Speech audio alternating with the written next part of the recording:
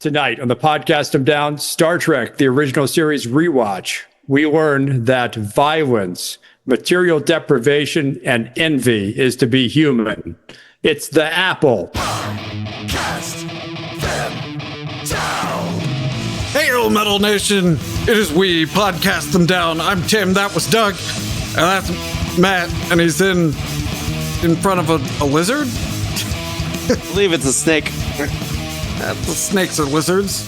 And we're continuing our Star Trek, the original series, Metal Rewatch, with a terribly named episode that I've never seen. Okay, so since it's been a long time, once again, if anyone watches the playlist of all these or listens to the playlist of all these in order, they all start with me saying, we haven't done this in a while, so I have to remind myself how to do it. Okay, so I've never seen the episode, so I'll be watching it live. They're going to be talking about the episode, and we're going to take each act of the episode and decide how good and how metal said act is. So this one is season 2, episode 5, The Apple. So I'm opening it up now. Tim, I also want to just refute something you said. Oh, Jesus. Jump. Oh, God. It was blasting in my ears, and I couldn't hear a thing you were saying. So the apple isn't a terrible name. It's a ham-fisted symbolic name. And you'll find that this episode is full of ham-fisted symbolism. For example, that thing. What? It's a snake, Doug. A snake. And the apple. Looks like a door to me. You dig? All right, let's get going. All right. So do we first need to agree on the genre? No. That's a different thing. Okay, so we open with a big crew beaming down on a planet. We don't learn the planet's name. We learn there's a new lady there. The episode-specific character's name. They comment that it's Eden-like. Yep. Like the Garden of Eden, which, according to Chekhov, was right outside of Moscow. Yep, a very nice place. I thought it was in Jefferson County, Missouri. No, well, that's the real Eden, but this is the communist Eden. They determined this is uniquely, apparently, to this episode. This is a monoplanet where the entire planet is the same temperature with the same geographic conditions. How does that work? Well, the good thing they'd never explain it. And then they detect that there's a settlement, a little village, a short 17-kilometer stroll away. So they get strolling, and then one of the Hendorf, one of the red shirt goons, of which I think there are 4 or 5 that beam down in 2 parties. Yep. This time, which is kind of weird.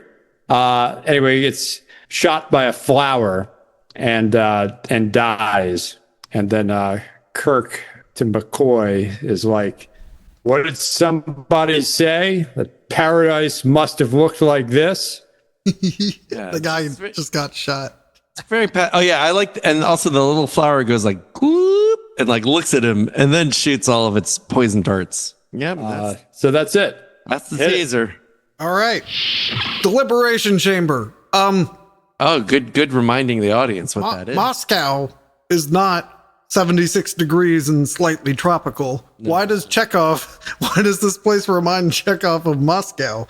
No, he was saying that he was correcting McCoy, who said the Garden of Eden was like that, but Chekhov he said it reminds me of Moscow.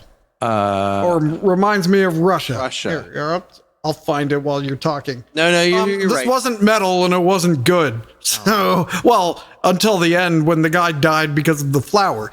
So I was going to do 2 and 2 for my metal and quality scores respectively, but getting shot by a flower is unexpected and interesting and kind of metal. So I'm going to go with 5 and 5. 5 and 5. I do think this scene's... It makes me homesick just like Russia.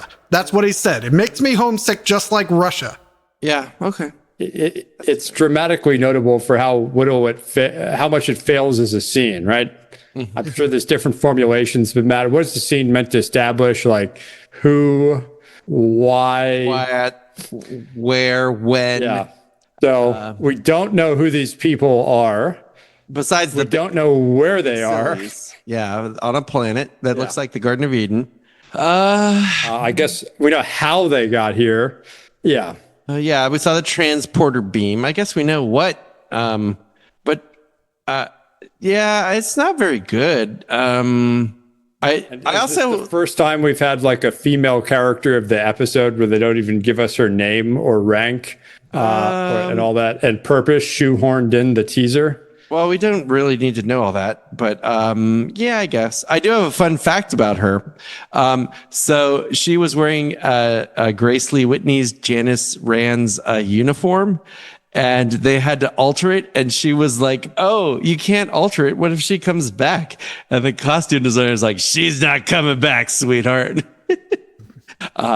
Yeah, it's a 4. Tim was right initially. It's a 2 quality. But it's a 6 metal, and here's why. No one disputed it was like the Garden of Eden, but Kirk just aggressively yells at McCoy for no reason. I mean, wouldn't you expect a jungle-like environment to have potential hazards? I mean, that's something. That's why everyone's so worried about the vegetation in Moscow, which, by the way, has a daily mean temperature in July, the hottest month, of 67.5 degrees Fahrenheit. Oh. And this is after global warming. Yeah,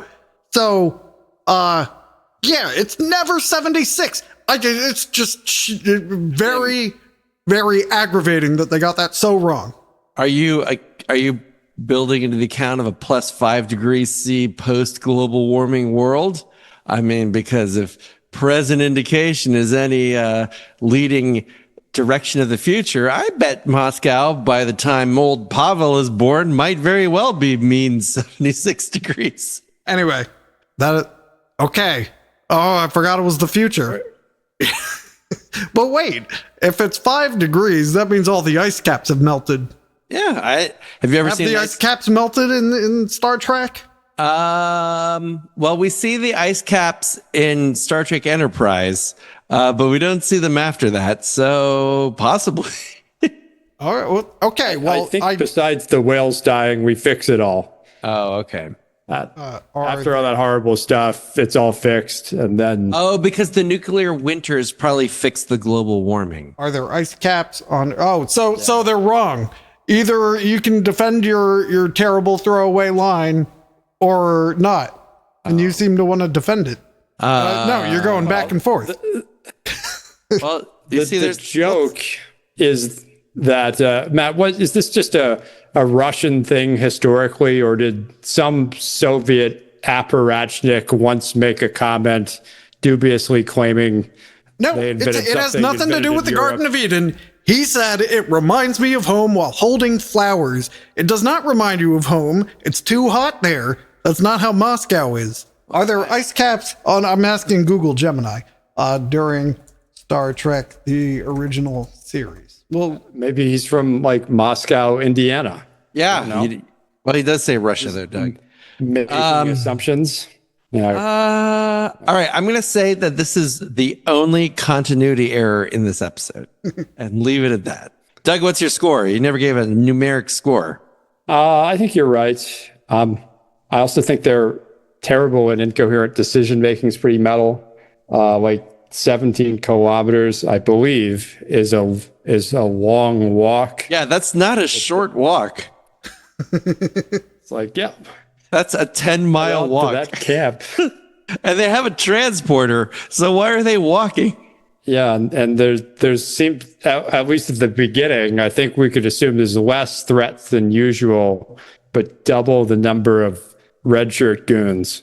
Also, could be do we have all our numbers? Can we go back to Moscow now? Oh, so it's 4 and 6. 4 and 6 and what? 2 and 6. 2 and 6. Done. All right. Open the door, Tim. All right. So now we have a log entry. Because it wasn't important to do a log entry when you're beaming down to a new planet, but I guess it is when someone gets shot. Captain's log, stardate 3715.3, while making a routine exploration of the unexplored, very clear, a routine explanation of the unexplored Gamma Triguli 6. Trianguli 6.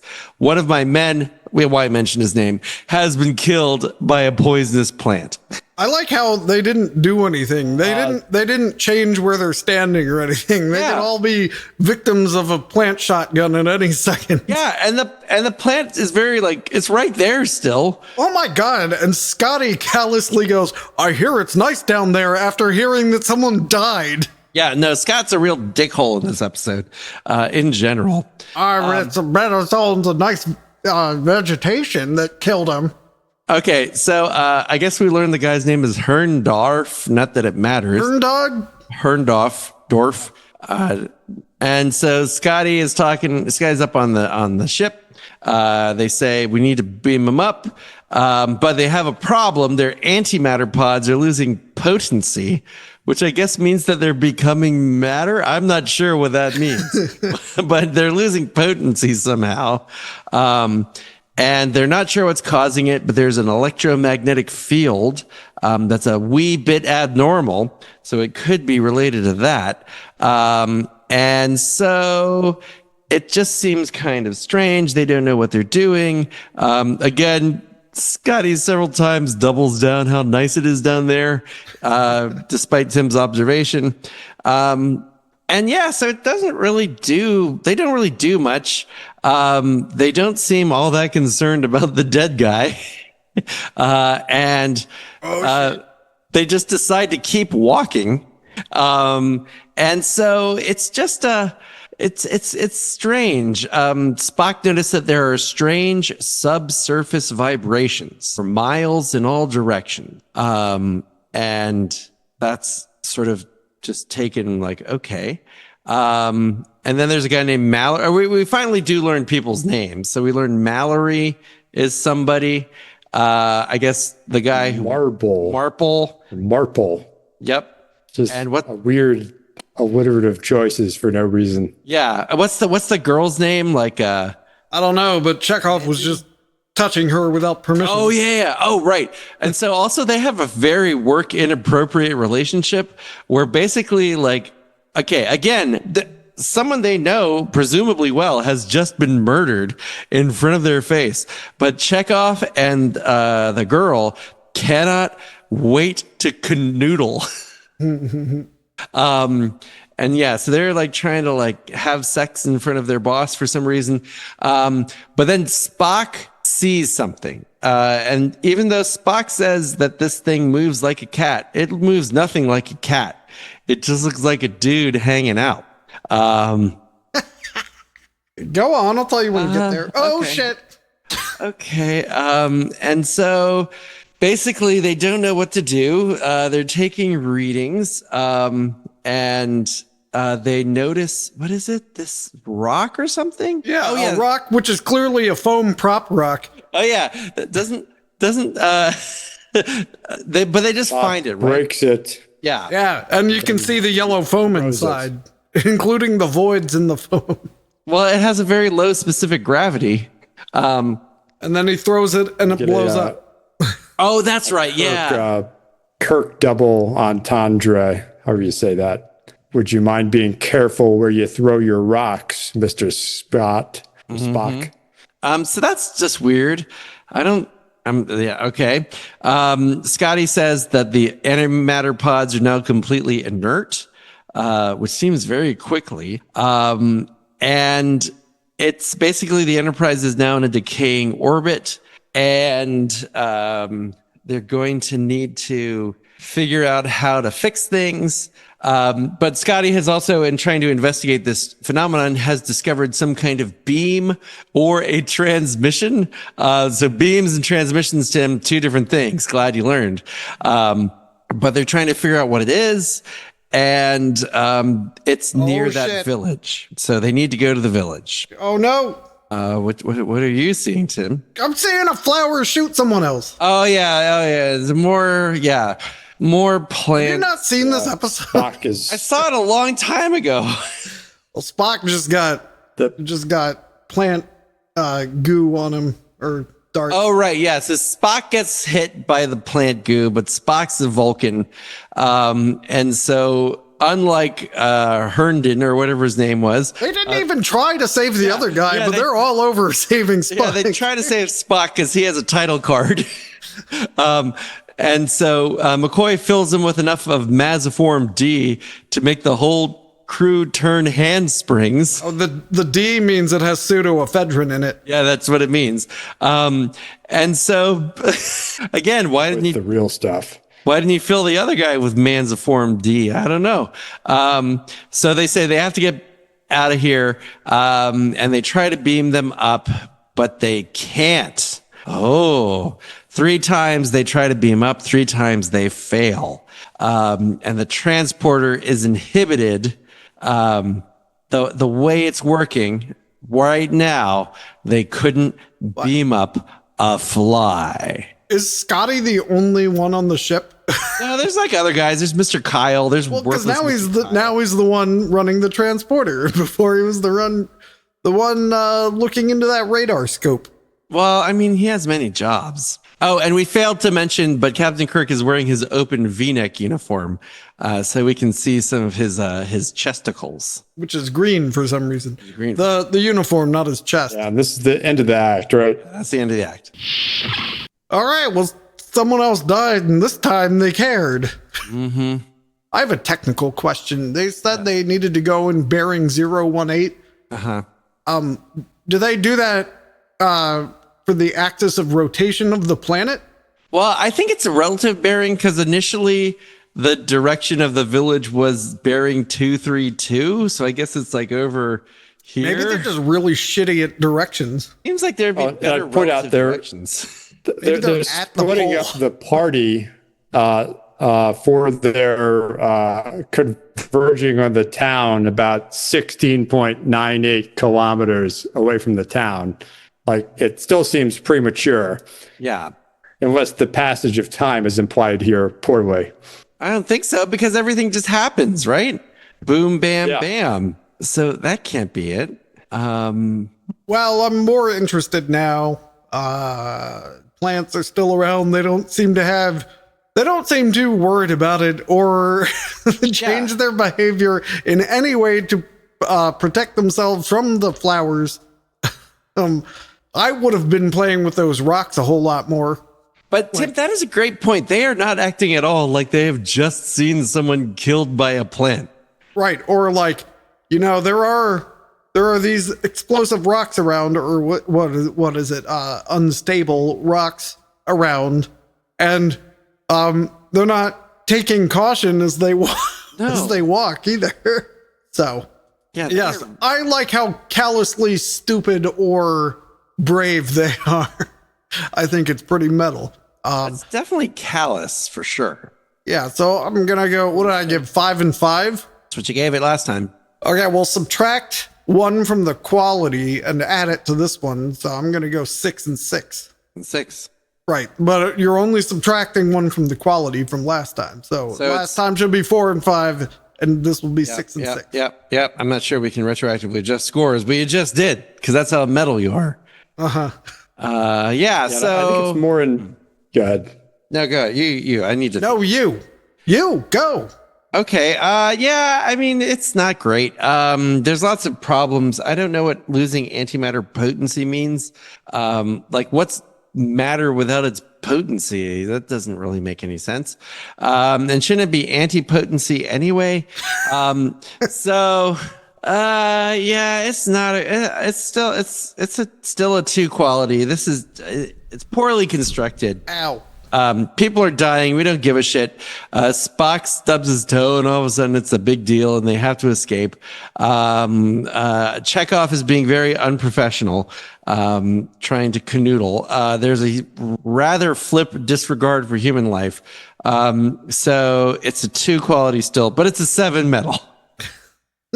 Yeah, and I think it's more in Shatner's delivery, but there's a immediate unearned confidence that everything else is going to go well. as soon as that guy dies and they keep walking. Yeah, that is true. And he keeps calling them into formation, and they don't move any differently in formation. So very, very interesting from a military standpoint. Maybe the formation is like amorphous swarm. Yeah, it's just gonna like keep on shuffling along. And I do like how they split up the party and assign the scouts 16.98 kilometers away from the village. They don't necessarily have any reason to sneak up to, as it's only been the planet that has taken action against them so far. Yeah. Huh. So yeah, I actually think that it's a 3 quality and a 7 metal. Did you go? Yeah, you did. All right. I did. We were all good. Pot's good. All right. All right. Go ahead, Doug. Well, Spock's okay. The drug worked. Sorry, finding myself. McCoy again just finds a reason to just talk about the color of Spock's blood. He says, if your blood were red instead of green, you wouldn't have an upset stomach. It's like, okay. All right. Even though he just saved Spock's life, he's telling McCoy that he sucks. Well, Kirk is berating Spock. Yeah. For being or in careless. Fact, protecting the senior officer. Seems like something you do. Mm-hmm. Then a storm immediate. Oh, right. Do you know how much Starfleet's invested in you? 122,200. And then he gets cut off. So, but I thought there was no money in the future, Doug. What's going on there? Could have been hours. 100,000 hours? Yeah. It is Vulcan. He is Vulcan. I guess so. You could do it. Could have been minutes. Then a thunderstorm comes out of nowhere. But I thought it was magically always 76 there. One of the goons. Oh, yeah. Who's it? Marlo or was. somebody? Mallory? No, not Mallory. Somebody. The one guy standing it's alone, Marple. wearing a red shirt. I know it's Kaplan, Doug. Oh, the other one. That beloved character, Kaplan. I like how he's just a pile of charcoal after. Yeah, he gets zapped like whoa. And then in this, Kirk says, "Come on," to like take cover, but I like to read the script like he said, "Come on." That's a short storm. Yeah, and then the storm passes as quickly as it came. In fact, and again, Kirk is very passive aggressive towards Kind of bipolar this episode. Yeah. He's like, phasers, a beautiful day, Mr. Spock, not a cloud in the sky, just like paradise. It's like, fuck you, man. What's your problem? You liked it too. It's not like they were like, hey, come down here. It's great. And he was like, I don't know. I think it's a bad idea. He was gung ho. He led the landing party. He was holding a flower, and I still feel like they haven't registered which flowers are killing people. Yep. Maybe you shouldn't look straight down the barrel of a flower. Okay, so Mallory, meanwhile, gets to the village and gives coordinates 118 by 220. Maybe it's like a, northing and an easting. Okay. In some kind of length unit. Okay, like a grid coordinate? Yeah, so like go up 118 and then go over. I'm trying here. Okay, all right. I guess I don't know. Yeah, I guess that works. So Mallory is talking to Kirk. He says the village is very primitive and strictly tribal. How does he know? He hasn't seen anyone. No, he's looked around.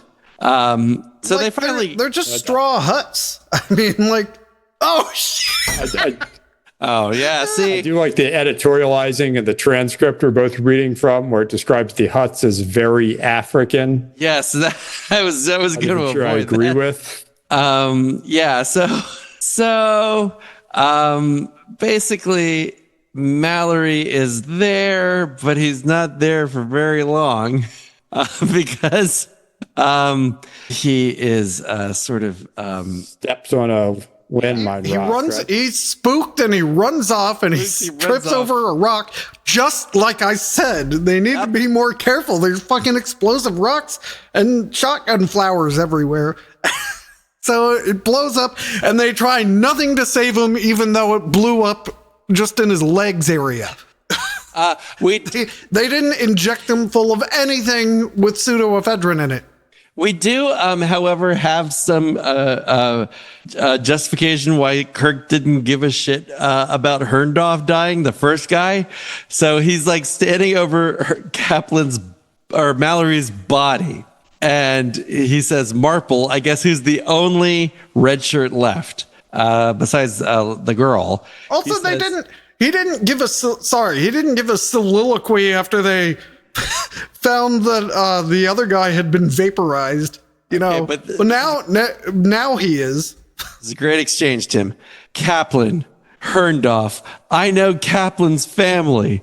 Now Mallory. And then McCoy is like, Jim, you couldn't have stopped any of this, even though he could have, because then why didn't they just leave? You paused. Sorry, you froze. What were you saying? So basically, he Said, I knew these two, but yeah, and I guess Mallory helped Kirk get into the academy, but he doesn't have fuck all to say about Herndorf. So he's just like, yeah, that guy died too. But he's really broken up about the second two guys.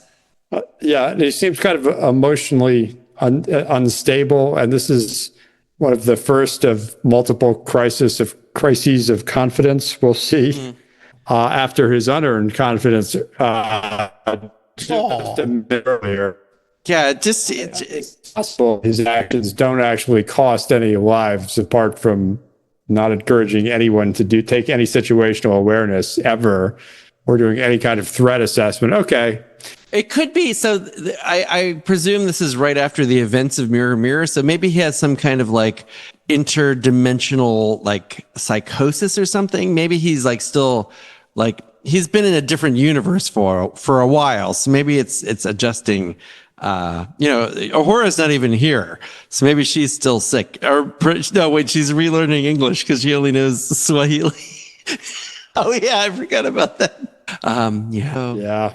so they find the stranger guy. Yeah, who's red. And something that's fun for you, Tim, is see all the places where the red paint is rubbing off on their costumes, because it's a lot everywhere, especially like around their stomachs. So that's fun. So there's a red guy. Planet is completely populated by wusses. He takes one punch to the face and he's crying. Well, yeah, okay. So Akuta, who is the eyes of Vaal, appears, and he says, "I am Akuta. I am the leader of the feeders of Vaal." And Kirk is surprised by him, punches him in the face. He starts to cry, and they basically, he's like, why? He also has very apparent antennas in the back of his ears. But it takes Spock like 10 minutes to notice them. He's like, look at his ears. And so they talk to Vaal, but Vaal just kind of seems a bit off. Who's Vaal? We haven't met Vaal yet, Tim. The correct answer is Vaal is Vaal. Oh, Vaal is Vaal. Yeah, I guess Vaal is Vaal. And yeah, so basically he's talking about Vaal. Vaal led them out of the dead times or the dim times. And after saying Vaal for way too many times, Akuta agrees to bring them to Vaal.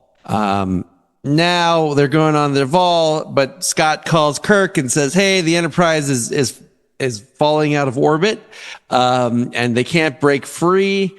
And if they're unable to do it, they're going to burn up, even though they have the full emergency circuits on. And it's not going to be good. Kyle is freaking out. Scott is freaking out. And they basically determine that they only have 16 hours of power left before the Enterprise is destroyed. And Kirk says, if you don't figure out how to save the ship, you're fired. Pretty fun, I guess. And so they go to Vaal, and Akuta says, here is Vaal. You can You can see him, but he will not speak with you. He will only speak to me. And then they see the big old, that thing, big old rock guy, snake guy. From the chat, only one of us got a compliment on our shirts. Oh, is it me? No, it's Doug. Oh, Tanner says, "Kamuffdom, good band, good taste." man. Well, no, fuck you, Tanner. You don't know gray. Gray's a solid color. You think this is a heavy metal podcast, yet we don't even have a requirement that everyone wears black t-shirts, apparently. Oh, yeah. Yeah, well, That's how metal we are, Doug. Wore this to work, so. Okay, so that's the end of this very team. Nothing's more blue collar than having your whole shirt be blue. All right. I like all the deaths and the lack There are of a lot of deaths. lack of anyone caring. That's pretty great. And a massive raising of the stakes for no real reason. Yep. And then the ship's plummeting. It's almost like a hand. Where do they keep coming up with these original ideas? A hand holding onto the ship, pulling it towards the surface, a tractor beam pulling it to the surface. Who knows? Earlier, they mentioned something was like a this pail of water on fire. Yeah, Scotty describing the effect of whatever early in the act. And then they establish a 16-hour ticking clock, which again doesn't seem like the right value dramatically. Nope. And doesn't really come into play at all. And that set designer worked so hard on those huts. And they show them for like 4 seconds. Well, in this episode. Well, I think it's getting worse. I care less because the wussy showed up, you know. Oh, Akuta? Yeah, sure. The snake thing is cool, but if the design of Akuta is anything to go off of, it's gonna be a letdown. So, but again, all the death and the various reactions to it are very metal. So, I'm gonna Kirk just immediately bullying that guy. Oh yeah. And punching him. What about crying when you're punched in the face? That seems metal to me. Well, they established him as the weak poser. Okay, all right, okay. So Because they don't have any reason. They've established that the planet is hostile, not these people. Not the people at all. oh yeah, and there was lightning. Was that still this act? Yeah, that was still this very long act. Yeah, well, it was very metal. It just wasn't very good. So I'm gonna go 7 metal score, but a 2 on the quality. Okay. I kind of agree with you, Tim. It remains as metal as the previous act. I'm gonna give it a 1.5. I just think it's too drawn out. There's too many just like random plot points. There's no exposition, but it's just like more stakes. It's like I don't need more stakes, right? It's just like and this. I love steak. And this. I wouldn't mind more steaks. I know what you're saying, though. Can we get a ding for the first time this season anyone's complained about a lack of exposition? To 1. We'll put the counter up. Ding. Yeah, it's a 2 and 7. It's a step down from the first act, though it remains relatively metal. And of course, the snake head is the paper mache snake head is Yeah, also it's pretty cool. I was gonna bring up that it definitely looks very paper mache. And again, for people who haven't been following this, I'm watching the HD remastered version. So I wonder how this looked on a tiny TV in the 60s. I bet it looked a lot better on tiny TV. The HD remaster is not kind to this episode. Like, No. I think you can see all the smudges in the paint.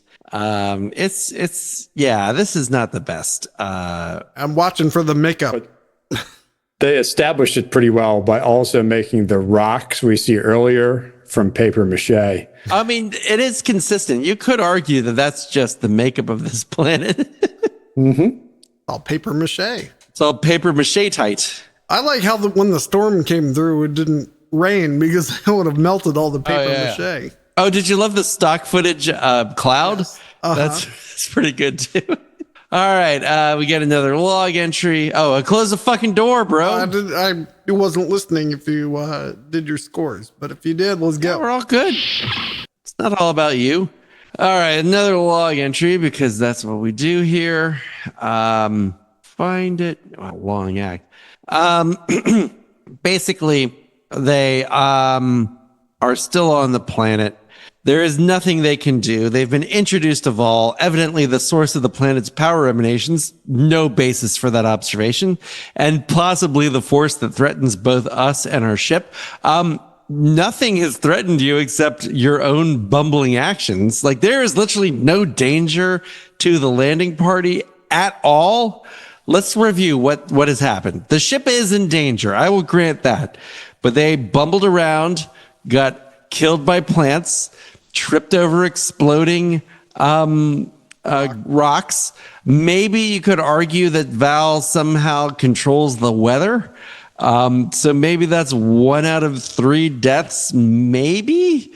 But still, it seems really sort of not a good assessment of what's going on. How unlucky is it to be in a forest and get struck by lightning? Yeah. Usually lightning likes the taller things. But anyway. There's the unsupported supposition that this is some kind of access point, too. Yeah. It's just like, no, it's not. Maybe. Could be. How do we know? So they begin to analyze Vaal. Spock notes that it was a high order of workmanship, apparently able to see things we can't see. Very ancient, generating great power. But Spock says that it is not the center. I don't know what that means. But according to Spock, the center is in the Earth, and this is an access point. They try to walk up to it. They're interdicted by a force field that prevents them from going closer. Kirk asks Akuta how they can talk to Vaal. We learn that Vaal is asleep right now, so there's no point in talking to him anyway. And that when he's hungry, they'll be able to speak with him, so they have to wait until Vaal is hungry. So why did you bring us here in the fucking first place and not just tell us? So they have to go back to the village now. And I'm going to let Doug describe the village and the people in it. Oh, they walk up to the village, meet the people of Vaal, and they're sort of tribal, I guess, but red. Mm-hmm, all red. I guess it kind of playing on indigenous Hawaiians a little bit. And they have like little flowers on their arms. And they start distributing the little flowers at one point. And I guess they all share each other's names, but they find Spock's name very funny. Yeah. Though it would seem no more or less funny than theirs or any of the humans. Right, yeah. Again, Spock is hilarious for some reason. Maybe it means like a dirty word. Kirk, because of certain files that haven't been released yet, immediately asks where the children are. And he's like, where are the others? And Akuta says, there are no others. And he's like, the children. And this seems to confound the children of Vaal. Aren't they called the children of Vaal? Anyway. They are called the children of Vaal, or the so they people don't know of Vaal. The people of Vaal. Okay, that makes more sense. So they're like children, and Kirk awkwardly explains children as little ones like yourselves, they grow. And then they understand he's talking about replacements. But you see, Tim, replacements aren't necessary, and they are forbidden by Vaal. They also have no idea what love is, and they believe it to be a strange word. And then Chekhov and the yeoman decide to be really fucking creepy, and they're like, love is when two people are, and they start fondling each other in front of these indigenous people. And Akuta says, yes, the touching, the holding, Vaal has forbidden this. And creepy old man McCoy says, there goes paradise. Yep. Well, Kirk probably was saying that when they didn't know what children were. Yeah. They give them a house. I guess they have a spare house, even though there's no children, and people don't seem to get sick or die. But yeah, there's a spare house. I don't think there's anyone else on this planet, but what the hell? There's the extra house. Scotty reports that one of the problems with this kind of system is it's difficult to even put a value on something like a house. Yeah, I guess that's true. So maybe they just build one for the sake of doing something. The ship is still decaying in orbit. They have no way Off to eats a stop blue it. apple. Yeah, he eats there. There's blue apples and shit. Every ounce of power the ship has is in the impulse engines. He says discard the warp nacelles if you have to, and get out of there with the main section, which in the script was supposed to be the first saucer separation, but then they were like, how the hell do we do that on budget? And they scrapped it. And they don't even do a saucer separation or anything in the animated series, right? Nope. Yeah, it's not until TNG. And that's and good old Gene Roddenberry had a hard-on for one, which is why they do it unnecessarily at the first sign of trouble in the first 20 minutes of the first episode of Next Generation.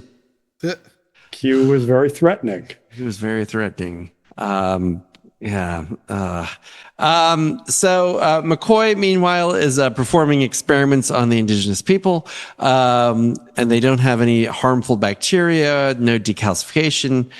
They're not growing old. Basically, they could be 20 years or 20,000 years, which seems like a big range.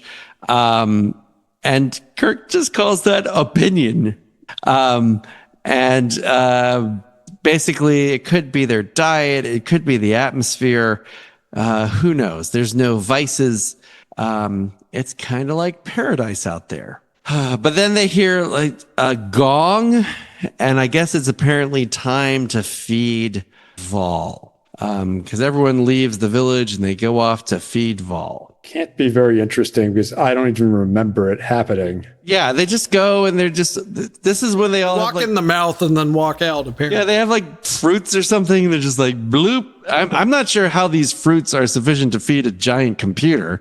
But they feed it. And when Vaal gets weak, at feeding time. So basically, the computer grows weak and needs to be fed by these. And now they have a debate about the Prime Directive over whether or not they should interfere with these people, because Kirk believes that they have self-determination and rights. They're humanoids. What an idiot.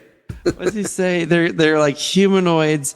They shouldn't be in stagnation. They're stagnating. They need to grow and advance. Yeah, they're being forced just to feed a computer, and that's not life. Who cares if there's no war, no aging, no disease? These are fucking rubes, and they need to learn to live their goddamn lives. And so the Prime Directive does not apply.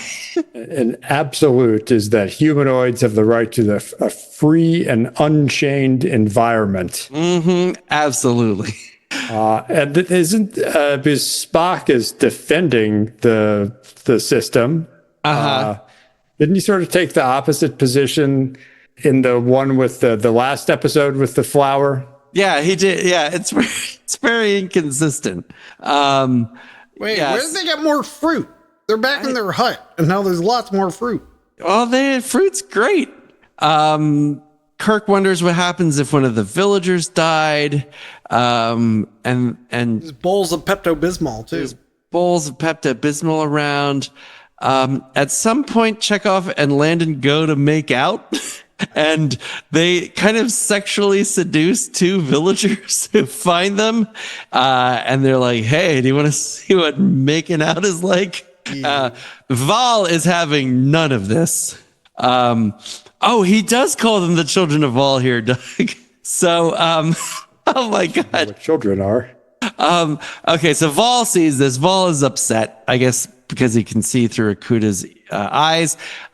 He tells Akuda that these people are dangerous, that they need to be disposed of.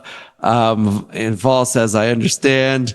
So he is setting up the dramatic confrontation, Akuda gathers all the male villagers and gives them stupid sticks. And he's arranged like a bunch of like melons. And he teaches them what killing is by smashing a melon with a stick. It's a thing to do, like feeding Vaal. And that's the end of the act. That's not so much a stick as it is like part of a fork. Yeah, it looks like it was supposed to be something more creative. It is All a right. simple thing. Well, I don't understand how they're going to be good combatants if their killing demonstration is to smash a melon, unless like they're all asleep and they all smash their heads at That's the the same plan. time. Yeah. Yeah. It's the smash their heads when they're all asleep in the hut. I think it's actually established as the plan. Since they weren't wasn't like he was talking about strangers. I'm just worried they're gonna smash melons. Like, take it literally. I also like that Well, we have to believe that just even though the Enterprise will plummet to the Earth or to the planet's surface in 8 hours at this point, they're like, yeah, we could sleep for a few. All right. Well, somehow they twiddle away 6 hours because it's now 10 hours. Yeah. Down from 16. And then in the next act, it'll only be like 45 minutes. So they are just then fucking around and sleeping. They engage in a philosophical discussion, not even on the political system, but just the planetary system, which would seem sort of like a waste of time, unless the objective here was to determine whether they do follow the non-interference directive. But whatever decision they land on isn't communicated to Kirk's subordinates, who then corrupt the youth, challenge the moral system, kind of unthinkingly, not even like purposefully, of this world, because two people are horny. So they're corrupting these people. They've lived peacefully and they throw shade at them for no reason. These are all very metal actions. It is, yeah. But still, I don't really care. So, although that apple did look delicious, so I'm gonna go with a 3 quality and a 6 metal. 3, 6. It's better than the previous act, so it's going to go back up to a 2 quality for me.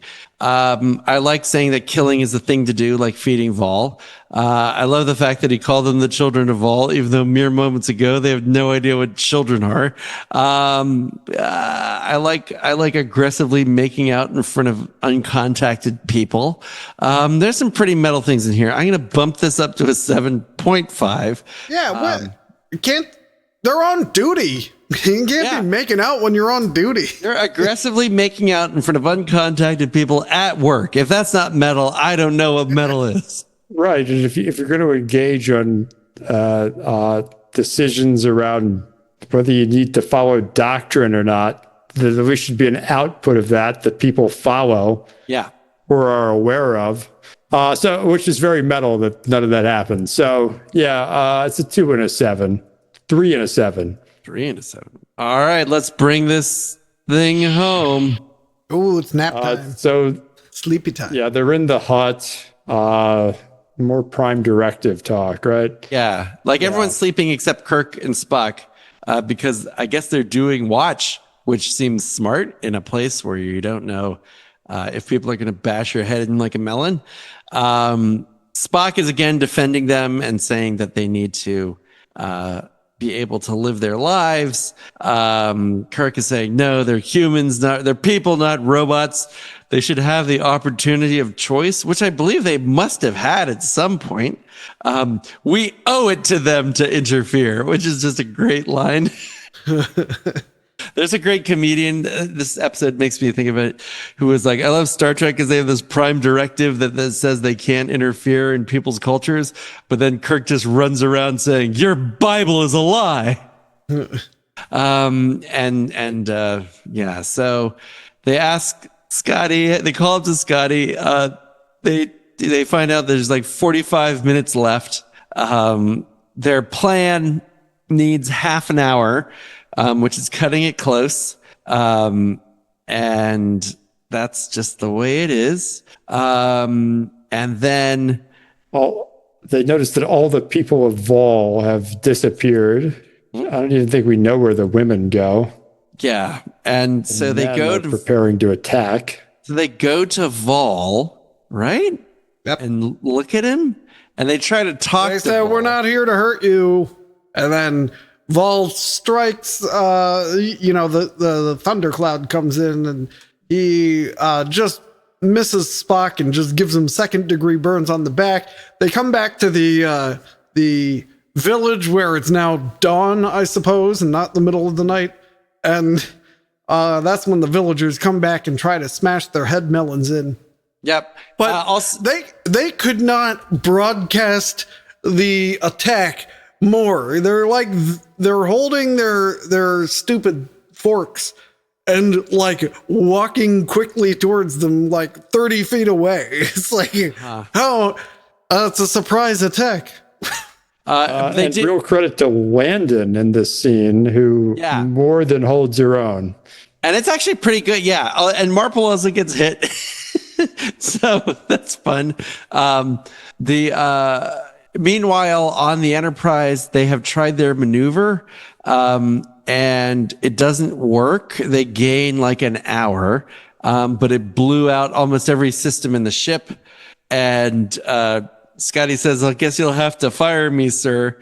And he says, you're fired, 400 people. And so he's all upset. Now, all of a sudden, he's upset about all the people on the Enterprise who are going to die, even though he hasn't really cared about them until now. And so they have like rounded up all the men. I don't know where the women are. That's a good question, Doug. But we hear the gong. That means it's time to feed Vaal. But they're keeping them in the hut so they can't go. Now, I would say, notably, Kirk does not actually fire Scotty. He chickens out. And he has another crisis of confidence in which he blames his decision making on the need to follow orders. Yeah. But what orders was he following? That's strange. To protect the village, the villagers, they take over the village. So they do that. They forcibly keep them inside, doing the one thing that they enjoy doing. They can't do it. And so they notice that Vaal is getting weaker because I guess he hasn't had fruit in 3 hours. The supercomputer that's able to attack a starship. But they notice... Bender needed the alcohol. Yeah. To charge his fuel cells. They're probably like fermenting Futurama, these. So he's probably mashing the fruit and making toilet wine. Exactly. Yeah, he's doing something. So the ship, Kirk has an Even though idea. the Enterprise is completely drained of all power, and Scotty believes he should be fired, they still have power to respond to Kirk's request for a massive airstrike. Yeah, so they can still fight. So what do? Vaal gets weaker, and they decide, him and Spock decide that what the best thing to do is just shoot at Vaal. So they shoot at Vaal. If it had to reinforce its energy field to ward off a phaser attack, it would have to draw more heavily on its reserves. So they start shooting phasers at Vaal. It changes color. There's a tremendous upsurge in generated power. And there's like green smoke coming out of Vaal's mouth. He assembles like the storm clouds, and there's like thunder and lightning, but nothing really happens. He can't seem to strike Kirk or Spock. And then finally, there's so much smoke and his green light's eyes go out, meaning that the computer has lost power. Vaal is dead. We get this U.S. Air Force wish fulfillment for this Operation Linebacker 3. Yep. Perfect. All works. The tractor beam disappears. The antimatter pods return to potency. They start fixing everything, and Kirk goes to gloat. And he rehires Scotty. He rehires Scotty. Akuda, due to the fact that the only thing that gave his life any meaning is now gone, is a little upset. And Akuda says, but it was Vaal who put the fruit on the trees, caused the rain to fall. Vaal cared for us. And Kirk says, you'll learn to care for yourselves with our help. And there's no trick to putting fruit on trees. You might enjoy it. There's a lot of tricks to putting fruit on trees, by the way. You'll learn to build for yourselves, think for yourselves, work for yourselves. What you create is yours. That's what we call freedom. You'll like it a lot. You'll learn something about men and women. That's the way they're supposed to be. Caring for each other, being happy with each other, being good to each other. That's what we call love. You'll like that too, a lot. You and your children. And then he closes, may every day be another wonderful secret. I'm going to leave a team of special advisors. Oh, God. So yeah, he explains the material conditions of freedom and the total benefit of collapsing their social and moral order in one go. Like literally without even figuring out what Vaal was, when Vaal was put into play. He usually in these God computer episodes, they at least like give some kind of backstory. But here, no, fuck it. Fuck you, Vaal. I don't even know. Maybe they're like the only survivors of a genocidal nuclear war and Vaal stepped in to preserve them. No, nope. Who cares? You're free now. He was apparently the source of their immortality too. And now that's gone, so they're gonna age. Hopefully after they figure out procreation. I mean, it's basically implied that they will die now and therefore need children. You're welcome. Where's Starfleet? We've barely even established that this is a planet and not like a planet-sized spaceship. Yeah. You know, where people living on the outside existed to care for it and forgot why they're there over 1,000 generations, like I think we've encountered before and will again. So by destroying Vaal, a massive airstrike, they may have destroyed the planet. Yeah. Yeah, I mean, they've just been talking about how unnatural and paradisical it is. Not anymore. Like, is there even like sufficient like gravitation to support plant life without Vaal? Like, who knows? Is it just Will we be in the chamber for this? No, we're not done yet, Tim, because we still have to talk about Satan. Anyway, okay, so we need to close the episode. And so how do we close the episode? As usual, we're back on the Enterprise. And so we're walking down the hall, and Spock and McCoy are fighting. Spock basically says that they did a bad thing. And McCoy says we put those people back on their normal course of social evolution. How does he know that? I see nothing wrong with it. And then Spock says, Captain, are you aware of the biblical story of Genesis? And he says, oh, yeah, Phil Collins. Yeah. In a matter of speaking, Captain, we have given the people of Vaal the apple, the knowledge of good and evil, as a result of which they have been driven out of paradise. Wait, who was the good and who was the evil? I don't know. I really don't know. I guess the Vaal was good and the Federation is evil, perhaps. So Kirk says, are you casting me in the role of Satan? And Spock says, not at all. And then another Gene Roddenberry, fuck you, people watching Sunday nights on NBC. Is there anyone on this ship who even looks remotely like Satan? And they both look at Spock. And that's it. They're like, Spock says, I'm not aware of anyone who fits the description, Captain. And Kirk says, no, Mr. Spock, I didn't think you would. Chamber. All right. It is very metal to shut down a conversation by making stigmatizing someone's physical appearance. Yeah, no, that's true. So let me get this straight. They beam down to a planet. The planet or something protects the inhabitants of the planet, so they destroy it. Something creates paradise on the planet. Condemns them all to death, and then they pat themselves on the back and move on their merry way. Yes. That is metal as fuck. It's they paid them back a millionfold for the plant shooting the one guy and vaporizing the other guy. But yeah, this whole thing was pretty stupid, so I'm gonna have to go with a 3 quality score, but definitely an 8 metal score. Okay. All right. Because they're all gonna die now. Yeah, no, they really are all gonna die now.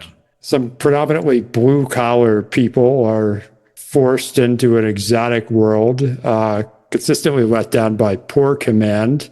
They perceive the whole world against them, and they respond by taking over a village, bullying the villagers, and then destroying the system that might be the least worst option for at least some of them. It seems to have the upper hand. That ran on fruit. I mean, I can't think of a better description of that, Doug. That's why this is a 9 metal, but remains a 2 quality. I mean, just I don't need the Spock looks like Satan thing, Gene. I could have used less. You could have taken the whole act out of wandering around and explained a little bit more about Vaal and how it was anything, please, anything. I actually going to go. It is a. What was your metal score, Matt? A 9. Yeah, I think you're right. It's a 4 and a 9 because I did like the fight and I appreciated Landon's centrality in it. Okay. Yeah. Okay. You know what? I will bump it up to a 2.5 just because of that. What I saw, I don't know if she did more than this, but she flipped a guy. Yep. And then kicked another guy in the face. Yeah. Now, these are people. This is a guy who cried when Kirk punched him. So what did he do when this lady kicks him in the face with a boot?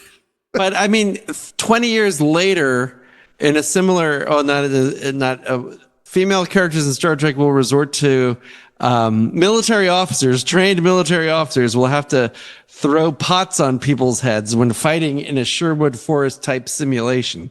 So I think that, yeah, we have to support Landon in her ability to beat up the wimpiest of men here. I think she like overcorrected. Oh, I'm about it. She can. Oh, I wasn't saying she shouldn't have overcorrected. I'm just saying she did. They didn't really shoehorn a purpose for her being there too, apart from that was nice. Except to be sexually harassed. Yeah. Well, she seemed into it. Yeah, she was into it, so it's okay, sir. All right. Appears in 2 Star Trek novels. Of course she does. Scores are in. Tim, wait. Are you about to say what the full score is? Yep. Well, I have a new element for that. All right, go. Ooh, all right. We've calculated the scores. This is not one of the best. Really?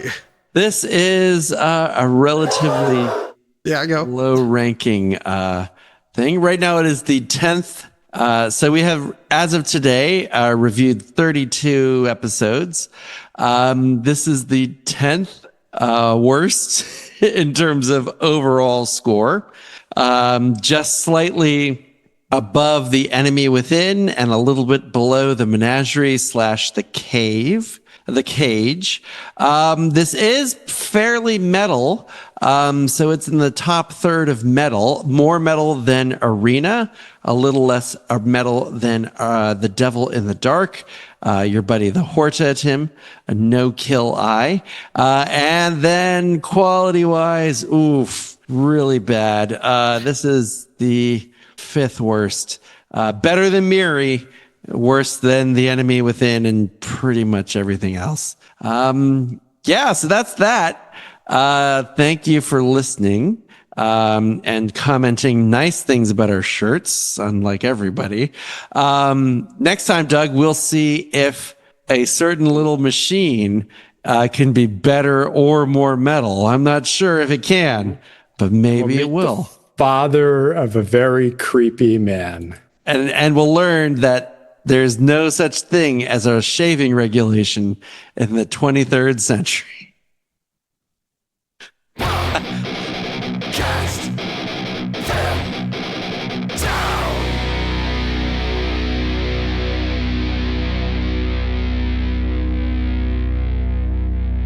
All right, we're 10 episodes away from the Gamesters of Triskelion, Oh, I'm so excited. and then a piece of the action. Ooh. Wait, a private little war. Is that the one I think it is? Oh, that's the one you think it is. That's a good one, It's too. such a good show. It is. It's amazing. Well, I would say a good 2/3 of the episodes are pretty great. Yeah. Yeah. Then you have Assignment Earth.